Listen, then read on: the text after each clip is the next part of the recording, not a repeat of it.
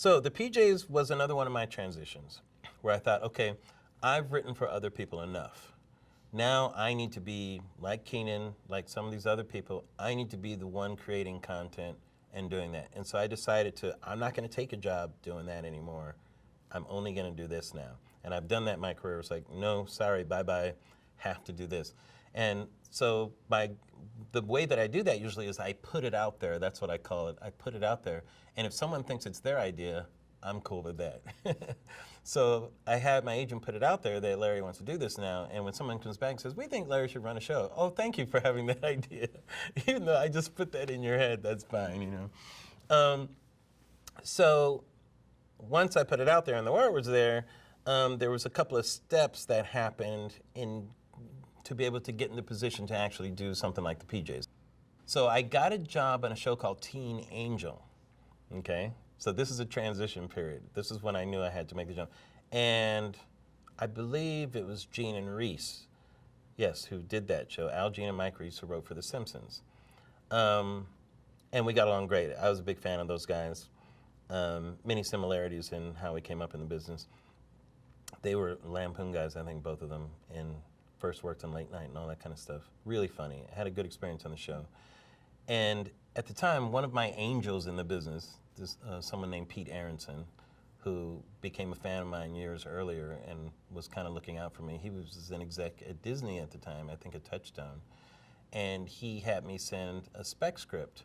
And this time, and I was so unhappy with my old spec script. I remember I wrote a Frasier spec in like 3 days, you know. I was so determined. And now this script I loved. And based on that spec script, I was able to get a development deal with Disney. You know, now keep in mind, this was me saying, this is what I have to be doing now, is creating shows. And I think the first thing I did was I collaborated with Gene and Reese, and we developed a pilot about this prodigy golfer. There's this guy named Tiger Woods who's going to be really big, you guys. I was trying to tell people. And it was about, I think, the guy who lived next door to him or something like that. You know, I can't remember what it was, but it was pretty funny. But it was a great experience working with him. But I got an overall deal with Touchstone at the time. And while I was there, I got a call from someone who said that Eddie Murphy is interested in doing an animated show. And I remember her name was Nena Rodriguez. She was an exec who she had kept her eye, and we had kept in touch and that type of thing. And she was working for Imagine Entertainment for Ron Howard's company at the time.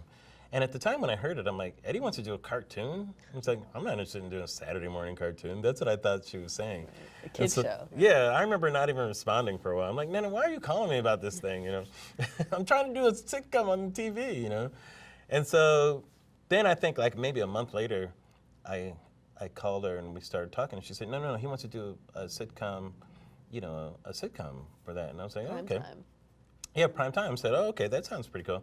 And so I thought, I don't know if I want to do this by myself. I would want to do it with somebody. And I called my friend Steve Tompkins, who had just started on Raymond, which was just starting up. And I asked him if he wanted to try to do this with me. And, you know, it took some talking, but I kind of talked him into it. And we went and we met with, I think we first met with Eddie. He was doing Dr. Dolittle, I think, at the time or something like that. And we met in his trailer, and we kind of made him laugh, and we kind of hit it off. And then we went over to Imagine and met with Brian Grazer and Ron Howard and them, and we had a great meeting about it in the Will Benton Studios, and we all decided to do it. And from there, Steve and I kind of created that world of the PJs, and we kind of decided that it should be a certain type of animation through certain types of mediums. We didn't know at the time whether it would be kind of puppets or what, you know. Like Eddie's initial idea was puppets in the projects. He wanted to do something different. He thought all sitcoms were kind of looking the same at the time, and I was very much interested in doing something different too. So the idea generated from Eddie Murphy, the initial idea. So he had the idea from watching, I think, the Thunderbirds, and I think Brian was doing Apollo 13 at the time, he and Ron.